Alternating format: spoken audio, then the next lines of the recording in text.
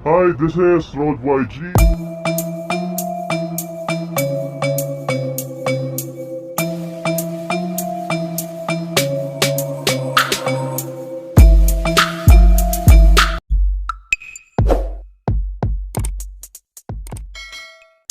Hi guys, welcome back to my channel. At nandito pa rin ang iyong magnet boy, si Rod YG.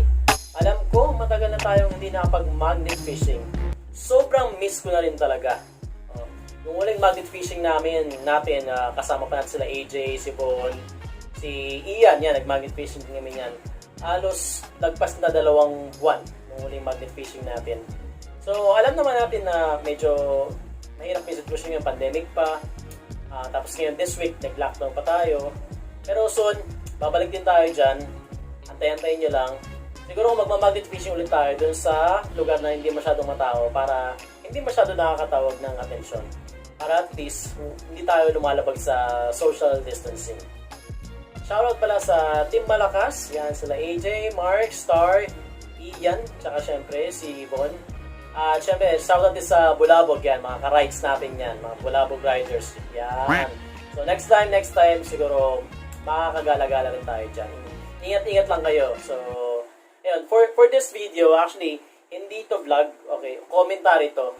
Meron talagang isang YouTuber o magnet fisher na nag-inspire sa akin para mag-start din ng magnet fishing. So, ito yung channel niya, si Outdoors Weekly. Papanoorin lang natin yung 2 video niya na talaga namang napaghikayat sa akin para mag-start ng magnet fishing. So, eto. Oh, what the heck it is dancing? Yo, what the heck is... Dude, it's a duffel bag. It's the duffel bag. It's a duffel bag. Here. Oh, no. Do not rip that. So, nakita nyo, duffel bag yung nakuha niya. So, sabihin, yung duffel bag na yon may mga bakal doon na nadikitan ng magnet. So, play natin to. Oh, someone stole a camera and just ditched it. Oh, I'll reach in there. Yeah, that's definitely a rock. I feel other stuff in there too. Yeah, so they sunk that on may purpose. bato. There's a... May bato.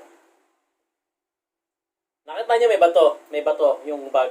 So tingin ko dito, itong duffel bag na to, galing to sa isang tao, siguro sa magnanakaw, o kaya sa isang tao na gusto lang itago yung gamit niya. So para hindi makita, nilubog niya sa tubig. Pero bago niya lubog sa tubig, nilagyan niya ng bato para siguradong hindi lulutang yung bag. So siguro, itong tao na to, nakita niya lang din tong bag na to. Tapos natatakot siya na iuwi sa bahay nila. Baka makita ng pulis or baka may tao makakita sa kanya pag ginalaan pa siya. So tingnan natin kung anong laman ng bag na to.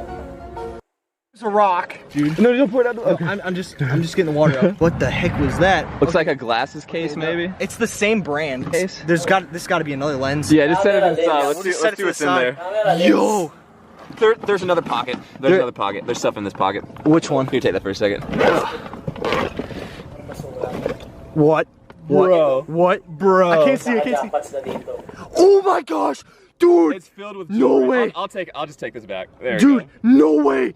Look at this! Oh my! Naguhulat It's sila. dude, watch, dude! Anong laman? Oh my! Alright, Oh guys. my God, dude! Guys, Oh my God! look at that. Danny! Tingnan nyo, tingnan nyo. Oh my gosh, dude!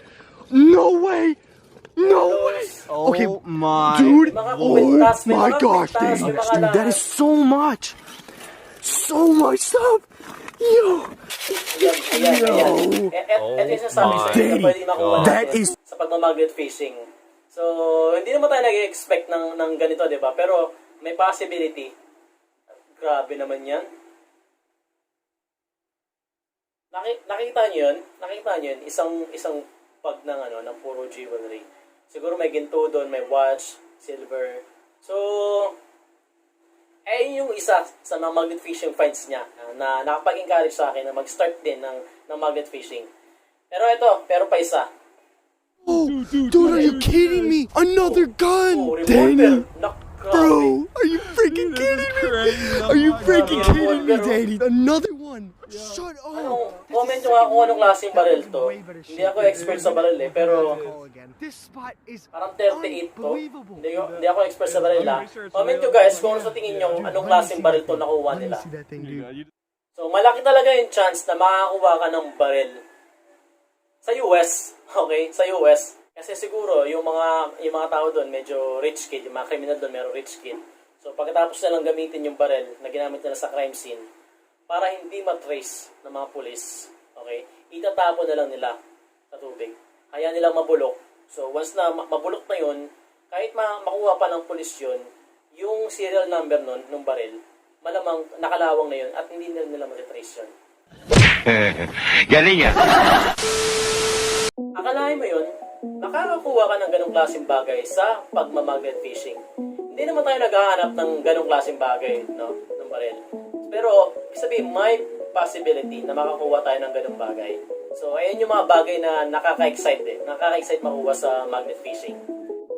Hanggat hindi pa tayo nakakalabas para makapag-magnet fishing ulit, malamang ganito lang muna gagawin natin.